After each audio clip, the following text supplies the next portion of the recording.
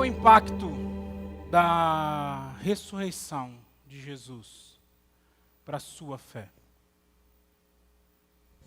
Pensa comigo. Qual é o impacto da ressurreição de Jesus para a sua fé? O quanto ela é importante? Ou ela nem é tão importante assim? O quanto ela é necessária, ou talvez ela nem é tão necessária assim? O quanto ela se faz eficaz no seu dia a dia, ou durante o seu dia a dia você nem presta atenção que Jesus Cristo, Ele ressuscitou. Essa semana eu estava preparando a mensagem para hoje de manhã e estava ouvindo uma canção um pouco antiga, de um cantor chamado Ron Kenoly. Não sei se você conhece esse cantor. E ele tem uma canção que fala, I see the Lord. Eu vejo o Senhor. E se realmente nós estamos vendo o Senhor, se nós estamos contemplando o Senhor, se Cristo faz parte da história da nossa vida, se nós estamos cantando com a criação que Ele é santo, santo, santo, a ressurreição tem que fazer parte do nosso dia. Ela tem que interferir nas nossas ações, ela tem que interferir na nossa maneira de falar, na nossa maneira de agir. E eu quero nessa manhã conversar com você sobre a história de uma mulher que contempla o Senhor Jesus Cristo ressuscitado e a vida dela é transformada. Os diálogos que ela tem a partir do momento que ela encontra esse Jesus ressuscitado modificam a história da sua vida. Isso vai trazer preciosas aplicações para a minha e para a sua vida. Então abra a sua Bíblia no Evangelho de João, capítulo 20.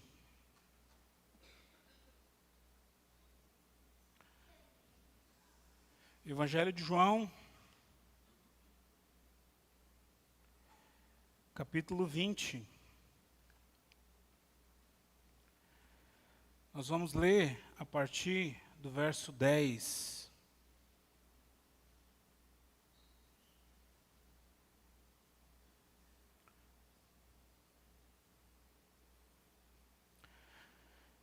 Evangelho de João, capítulo 20,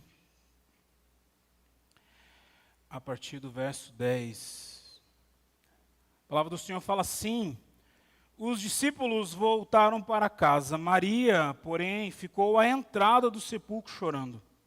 Enquanto chorava, se curvou para olhar dentro do sepulcro e viu 2 anjos vestidos de branco, sentado onde estivera o corpo de Jesus, um à cabeceira e outro aos pés.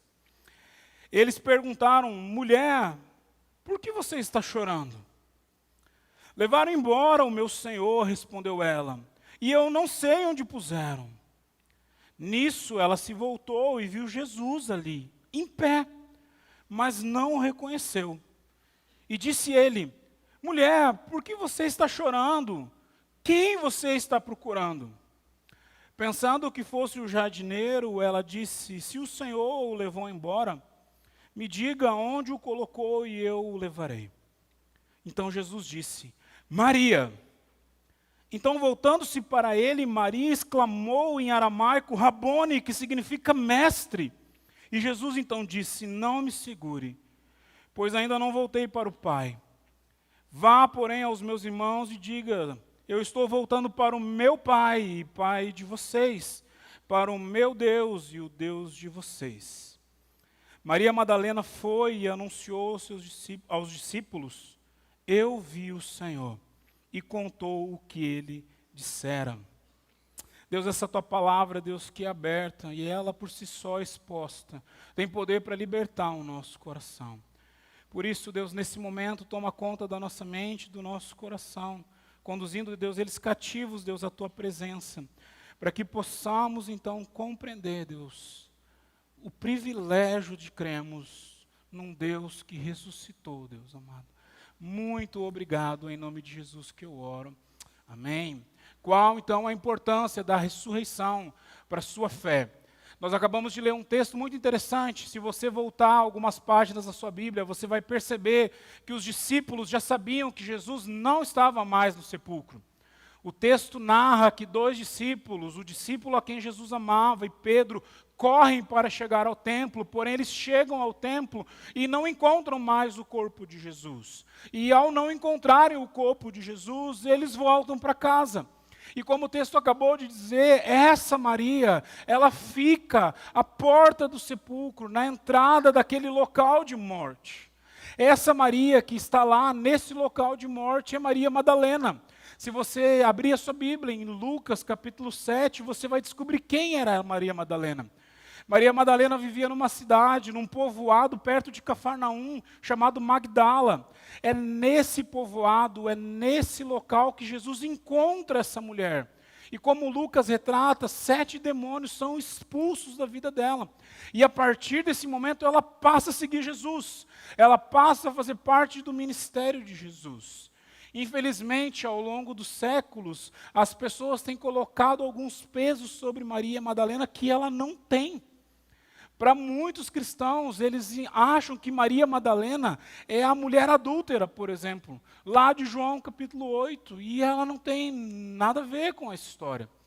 Para algumas pessoas, essa Maria Madalena, ela é aquela mulher que chora aos pés de Jesus e enxuga os pés de Jesus com os seus cabelos. Não é essa Maria, não é essa mulher.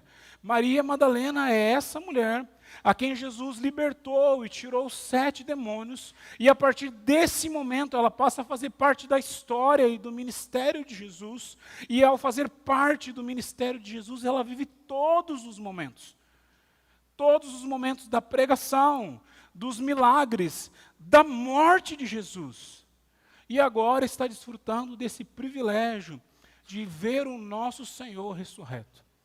Se você prestar atenção no contexto, como eu já acabei de falar para você, os discípulos fogem. Os discípulos não ficam lá.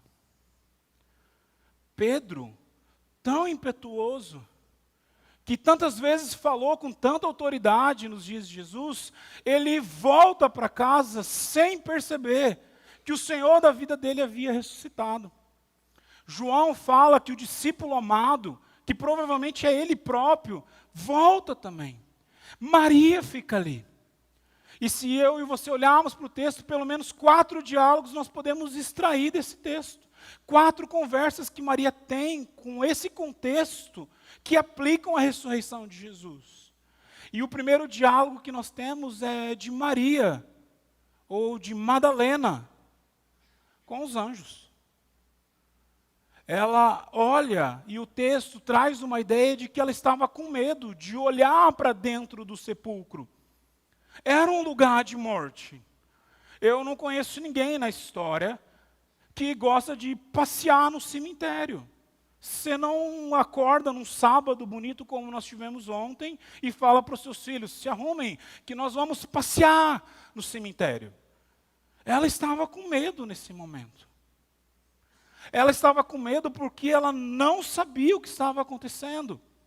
Como bem falado na vigília que tivemos sexta-feira, o sábado era um dia de silêncio, era um dia de dúvida, e era isso que permeava o coração.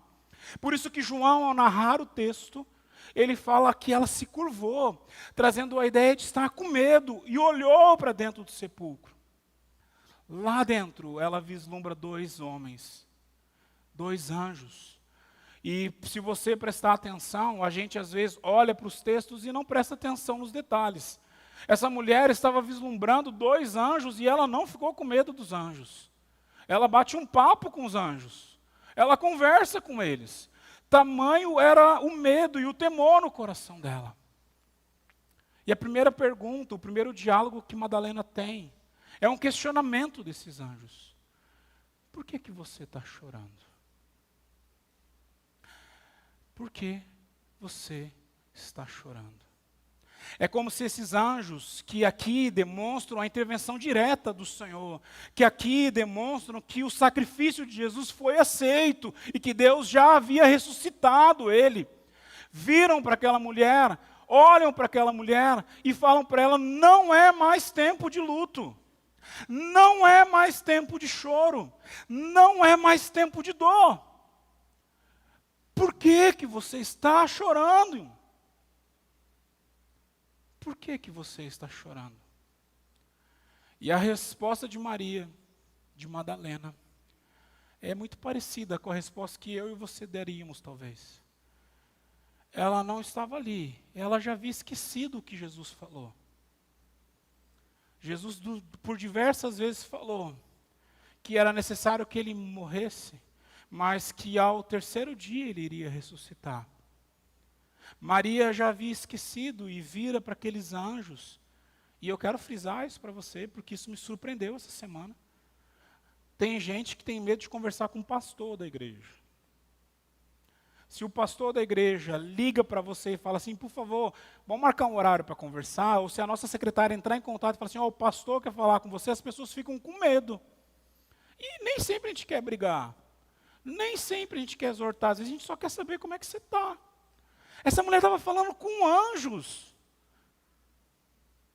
Que se você lê em todos os evangelhos, falam de homens de vestes brancas que resplandeciam como o sol. E ela está debatendo com eles, como se nada tivesse acontecido. E nem essa ação do Senhor, essa intervenção do divino, foi suficiente para trazer à memória de Maria as palavras de Jesus. Porque ela responde aos homens dizendo, olha, levaram o corpo do meu Senhor. Roubaram o corpo de Jesus. O túmulo vazio, que hoje traz alegria para mim e para você, o túmulo vazio que hoje demonstra vitória para a igreja de Cristo, para ela demonstrava perda. Demonstrava que algo estava errado, que alguém havia surrupiado o corpo de Jesus. Maria Madalena não entendeu que não era mais tempo de chorar.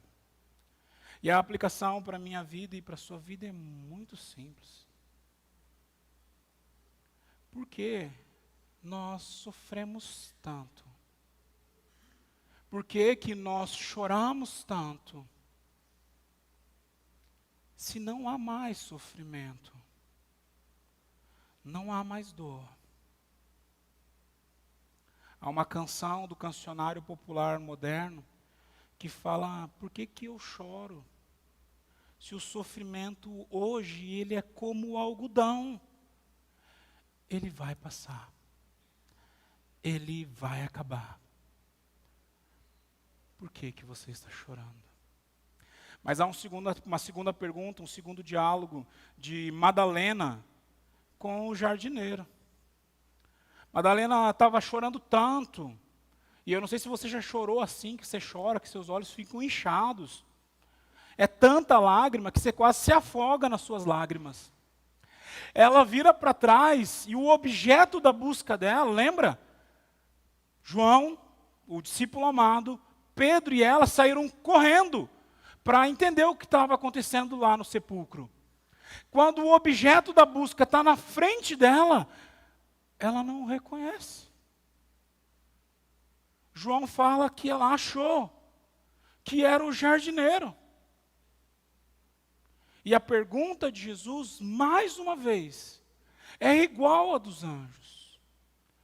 Mas Jesus, melhor do que qualquer discipulador do Life on Life, sabia fazer as perguntas certas nos momentos certos. Ele avança no coração dessa mulher. Porque ele repete a pergunta dos anjos. Por que que você está chorando? Mas ele faz mais uma pergunta. O que que você está procurando? E Maria, como eu e você, responde o básico. E se você é um discipulador, você sabe que isso também acontece nas nossas turmas de discipulado.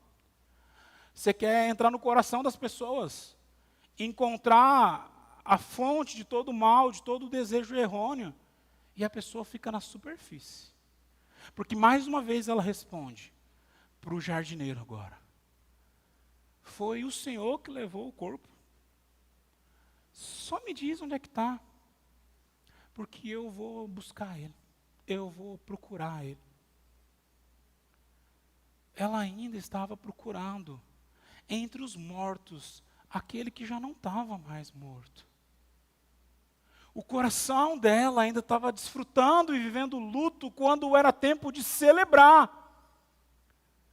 Ela estava procurando entre os mortos aquele que é o autor da vida, que olhou para a morte e disse: você não tem mais vitória sobre mim, você não tem mais vitória sobre aqueles que são meus, eu sou a ressurreição, eu sou a vida, e estava na frente dela.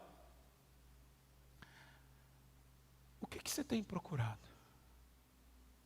Porque às vezes eu acho que eu e você estamos procurando as mesmas coisas que Madalena.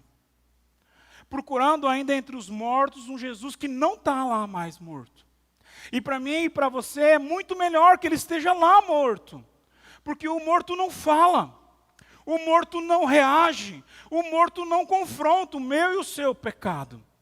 Agora, quando nós temos que lidar com o Jesus que está ressuscitado, que venceu a morte, que foi sacrifício aceito diante de Deus, nós precisamos ser confrontados e lidar com as mazelas da nossa vida. Por isso que assim como Madalena, eu e você, hoje ainda, continuamos procurando Jesus entre os mortos e não mais entre os vivos. Entre aquele que não pode interferir e agir na minha vida, e não como o Senhor que Ele é. Por isso eu quero te trazer à memória a pergunta inicial. Qual a importância da ressurreição na sua fé diária? Paulo, tantos anos mais tarde, vai dizer que se nós não cremos que Jesus Cristo ressuscitou, a nossa fé é vã. A aplicação é muito simples. Porque você está procurando um Jesus morto. Você não vai mais encontrar. Ele está vivo. Ele está vivo. Nós somos o único povo da terra que pode dizer que nós servimos a um Deus que está vivo, que venceu a morte. Nem o nosso maior inimigo, nem o nosso maior algoz pôde travar o nosso Senhor. Ele está vivo. Mas há um terceiro diálogo. E agora a Madalena já não é mais Madalena. Ela se torna Maria. Agora aquele que é o Senhor fala com ela. Não é mais ela que tem diálogo agora. Porque o texto fala, a partir do verso 16 e verso 17, que Jesus vira para ela e fala: Maria. E eu fiz questão de frisar na hora que eu estava lendo o texto, porque eu não sei qual era a entonação de Jesus. Mas você sabe que quando chamam o nosso nome de certas maneiras, nós sabemos quem é. Todas as vezes que eu ouvia Rodrigo Barbosa Soucedo, era o meu pai ou minha mãe me chamando. E se estava chamando pelo meu nome completo, alguma coisa estava errada. É assim com você também. Hoje, casado, dependendo do tom que a Dani chama, eu fico com medo. Quando não vem amor, querido, e vem Rodrigo, não precisa vir Barbosa Soucedo, eu já fico com medo. Alguma coisa eu fiz de errado. Eu já chego pedindo perdão. Eu sei que eu estou errado. A maneira que Jesus chama Maria foi diferente. Se você lembrar dos discípulos de Emaús, no momento de partir o pão, o texto fala que os olhos deles foram desvendados. Parece que a maneira que Jesus chamou Maria desvendou o olhar dela. E aí, se você volta a sua Bíblia em João capítulo 10, quando Jesus começa a contar uma história para esse povoado de Cafarnaum, para essas pessoas que estavam lá, e ele fala a respeito do bom pastor. E ele fala que o bom pastor, ele entra pela porta. Que o bom pastor, ele chama as suas ovelhas. E elas reconhecem ele pela sua voz. E ele termina dizendo que o bom pastor, ele entrega a sua vida pelas suas ovelhas. Tenha certeza que nesse diálogo e nesse chamado, não era porque Maria estava errada. Não era um chamado de Jesus para brigar com Maria. Mas foi um chamado, foi uma expressão que avivou a alma dela. Aquela que estava procurando entre os mortos, teve a sua alma agora avivada, porque o bom pastor chamou ela.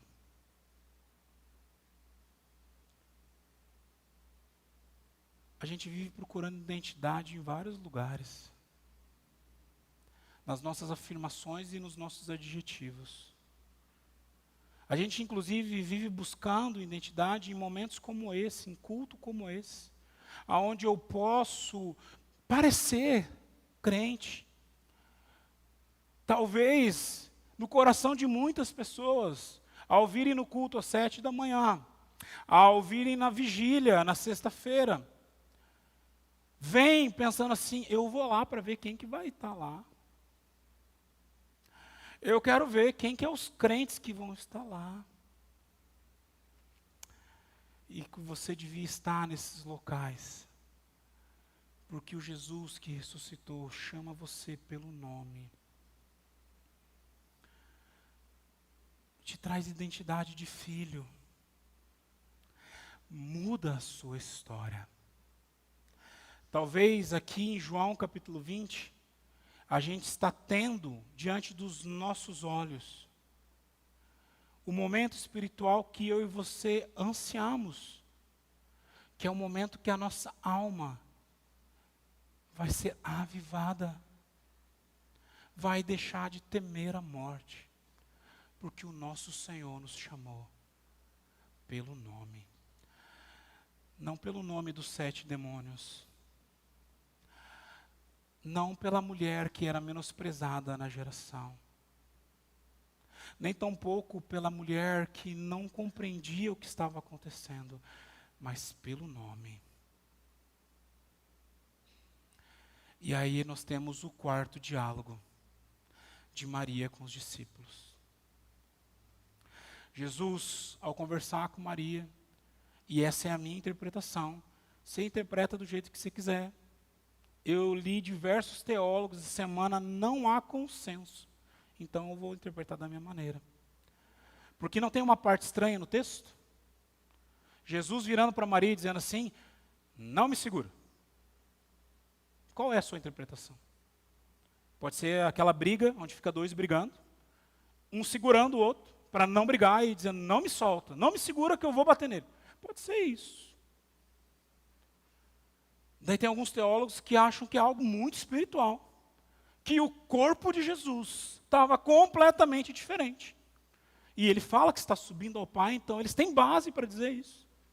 Mas se você vai ler os textos correlatos, esse mesmo Jesus, está certo que ele passa pelas portas nos outros textos lá. Mas ele come, ele tem fome, ele fala, as pessoas tocam nele. Já era um Jesus ressuscitado. Na minha interpretação, e é eu que falo, e não o Senhor. Maria que se agarrou no Senhor dela. A hora que ela viu que era Ele. A hora que ela percebeu que era o Senhor da alma dele. Ela se agarra nele. E Jesus fala, pera lá Maria, relaxa aí. Tem coisa para acontecer ainda. Diz para aqueles fujões, diz para aqueles homens que saíram daqui com a sua fé baseada num sepulcro vazio de medo, vai dizer para esses homens que eu estou indo para o meu Pai e Pai de vocês. Vai dizer para Pedro, que gosta tanto de falar e de ser o primeiro a dizer e de colocar as coisas, os pingos nos is. Vai falar para João, que é o discípulo amado, a quem viveu o amor de Jesus. Vai dizer para eles que eu estou indo para o meu Deus e que agora é Deus de vocês também. Nós fazemos parte de uma família agora. Nós fazemos parte de um local onde o Deus do universo é o nosso Deus. Não é mais um Deus distante. Não é mais um Deus intangível que a gente não consegue tocar. Ele está perto de nós. E aí eu gosto como João termina esse texto, no verso 18. Você acha você cancelado nas redes sociais agora.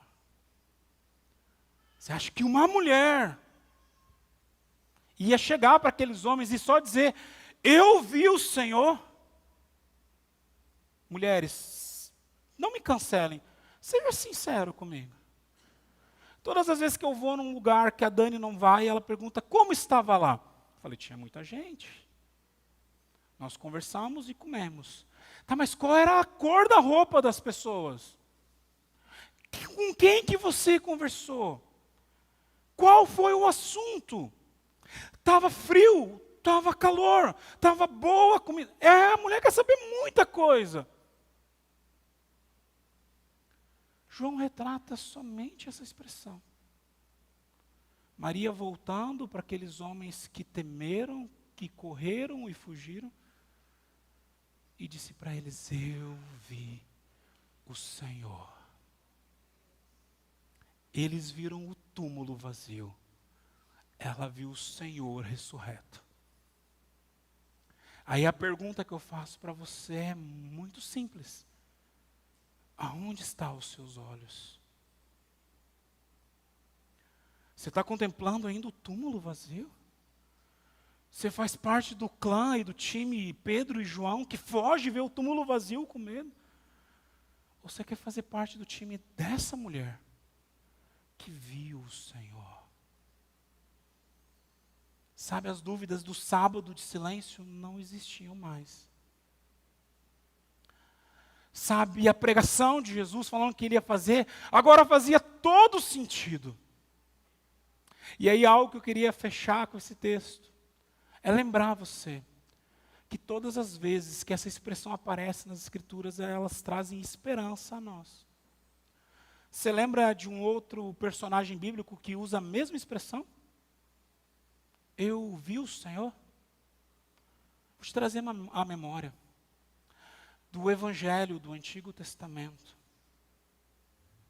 Quando Isaías fala assim, no ano da morte do rei Uzias, eu vi o Senhor assentado no seu alto e sublime trono.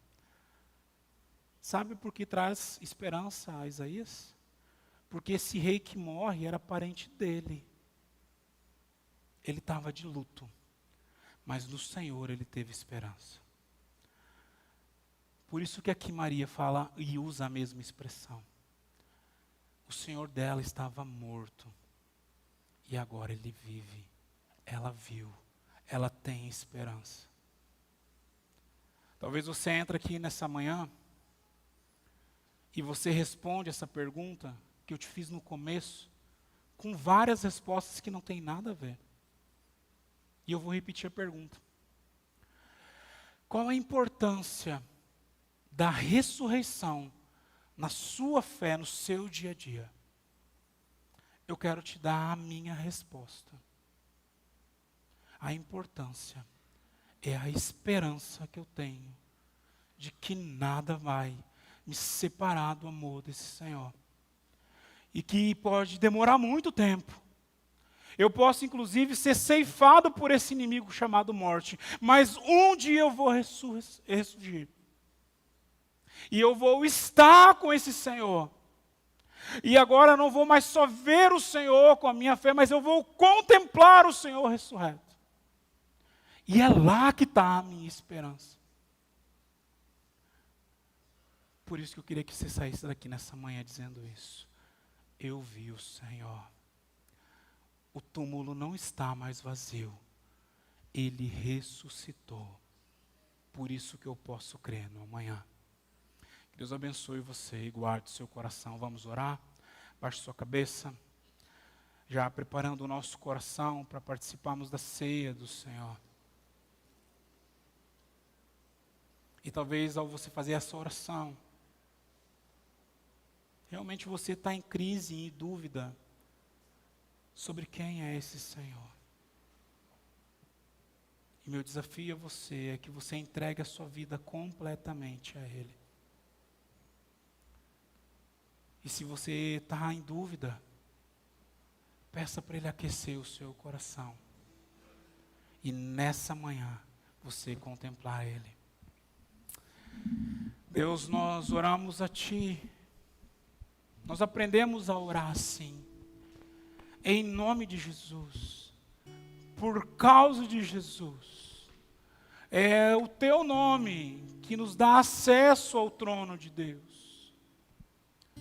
E somente um Deus de vivos, um Deus que está vivo, pode nos dar acesso, Deus, a esse lugar. E é nesse lugar, Deus, na Tua presença, que nessa manhã eu faço essa oração. Nos faz, Deus, ter esperança na ressurreição. Tua palavra nos fala isso. Bem-aventurados são aqueles que não viram, mas eles creram. Eles são felizes por causa disso e nós queremos ser felizes, Deus, nessa manhã. Em saber que o nosso Senhor ressuscitou. Que a morte, Deus, não pôde segurar o corpo do nosso Senhor. Que o nosso maior inimigo, Senhor, não foi páreo, não resistiu ao poder de Jesus Cristo. Que a nossa esperança esteja lá. Que a nossa esperança e a nossa fé estejam lá, Senhor. No Senhor. Vivo. Ressurreto. Que aguarda, Deus, o dia para nos buscar. Aquece o nosso coração nessa manhã. Em nome de Jesus.